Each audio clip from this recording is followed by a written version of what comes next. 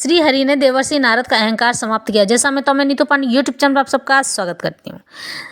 दक्ष प्रजापति ने देवर्षि नारद को श्राप क्यों दिया, यह वीडियो मेरे लिंक पे मिल जाएगी और जब ये वीडियो देखेंगे तो आपको आगे की कथा समझ में आ जाएगी। और अब आगे की कथा, बात बहुत पुरानी है। जब दक्ष प्रजापति ने देवर्षि नारद को श्राप दिया था कि आज के बाद तुम कभी एक स्थान पर टिक नहीं पाओगे, तो देवर्षि नारद ज्ञानी थे, श्रीहरि की इच्छा समझकर इस श्राप को स्वीकार कर लिए और तपस्या करने के लिए वन में चले गए। इतने घोर में तपलीन हो गए कि उन्हें किसी का होश ही नहीं था।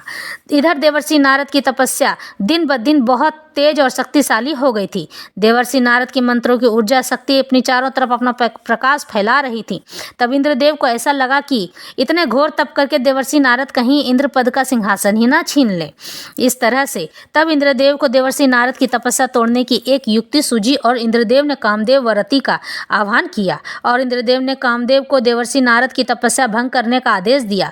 कामदेव और रति दोनों ही इंद्रदेव की आज्ञा पाकर देवर्षि नारद के ऊपर कामदेव ने अपने काम बाण चला दिए। जब श्रीहरि भगवान विष्णु जिसके रखवाले हों तो फिर उसका कौन क्या बिगाड़ सकता है। कामदेव के बाणों का देवर्षि नारद पर कोई असर नहीं हुआ और कामदेव थक हार कर वापस चले गए। इंद्रदेव के पास जाकर अपनी कथा सुनाई। कहा कि हे इंद्रदेव, मैंने अति प्रयास किया कि देवर्षि नारद को काम बाण लग जाए, परंतु ऐसा नहीं हुआ, इसलिए मैं वापस चला आया। फिर जब देवर्षि नारद का तप समाप्त हुआ तो देवर्षि नारद को अपने कामदेव पर विजय पाने की बात याद हो आई। मन में सोचा कि मैं ये बात जाकर किससे कहूँ। तो फिर देवर्षि नारद भगवान शिव के पास पहुँच गए और कहने लगे, तब नारद गवने शिव पाही, जिग जिन काम अहमिति मन माही, मार चरित शंकर ही सुनाए, अति प्रिय जानी महेश सिखाए।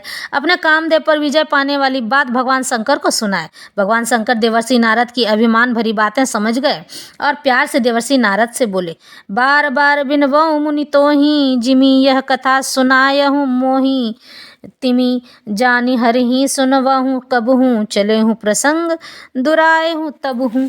हे देवर्षि, मैं तुमसे बार बार विनती करता हूँ कि जिस तरह यह कथा तुमने मुझे सुनाई है उस तरह भगवान श्री हरि विष्णु को कभी भी मत सुनाना। चर्चा अगर चले तब भी इसको छिपा जाना, क्योंकि लेकिन जब अहंकार किसी पर छा जाता है तो उसे कोई भी उचित बात अनुचित ही लगती है। नारद जी को भगवान शिव की ये बात अच्छी नहीं लगी और फिर चले श्री हरि भगवान विष्णु के पास जाकर पहले तो प्रणाम किया और फिर कामदेव पर विजय पाने वाली बात उनसे कह दिए। तो भगवान विष्णु कहते हैं, अच्छा देवर्षि, आज तो धन्य हैं, आप तो बहुत धन्य हैं। कामदेव पर विजय पाना भगवान शिव के सिवा किसी के बस की बात नहीं है।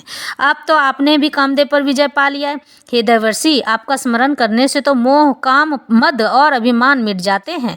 भगवान विष्णु ने अनेकों तरीकों से देवर्षि नारद की तारीफ की तो देवर्षि नारद का अहंकार और बढ़ गया। फिर क्या था, भगवान विष्णु ने एक लीला रची और अपनी माया को आदेश दिया। भगवान विष्णु ने अपनी माया से एक सुंदर नगर का निर्माण किया। यह नगर अत्यंत सुंदर और वैभवशाली था। उस नगर का राजा शीलनिधि था और उसकी पुत्री विश्वमोहिनी थी। जब उस नगर में देवर्षि नारद पहुंचे तो राजा शीलनिधि ने देवर्षि का स्वागत किया और अपनी पुत्री विश्वमोहिनी से मिलवाया। देवर्षि देखते ही विश्वमोहिनी राजकुमारी पर मोहित हो गए और वह तुरंत ही भगवान विष्णु के पास जाकर सब बात बता दिए। तो भगवान विष्णु ने देवर्षि को यह कहने पर हरि का रूप दे दिया। हरि का एक नाम वानर भी होता है, जिससे देवर्षि वानर रूप वाले बन गए। वानर रूप होने के कारण उनमें गुण भी वानर के ही आ गए और जब स्वयंवर आरंभ हुआ तो राजकुमारी जहाँ जहाँ माला लेकर जाती थी देवर्षि भी वहीं चले जाते थे। सभी देवर्षि नारद के वानर वाले मुख पर खूब हंस रहे थे। फिर नियत समय पर भगवान विष्णु आकर राजकुमारी विश्वमोहिनी से विवाह कर लेते हैं।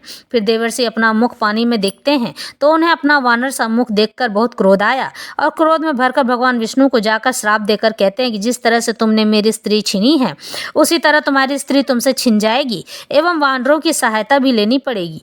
तब जब भगवान विष्णु ने अपनी माया का पर्दा हटाया तो देवर्षि नारद को एहसास हुआ कि मैंने मेरे आराध्य देव को आखिर श्राप क्यों दिया और भगवान श्री हरि विष्णु के चरण पकड़ करके रोने लगे। श्री हरि ने इस तरह से देवर्षि नारद का अहंकार समाप्त किया था।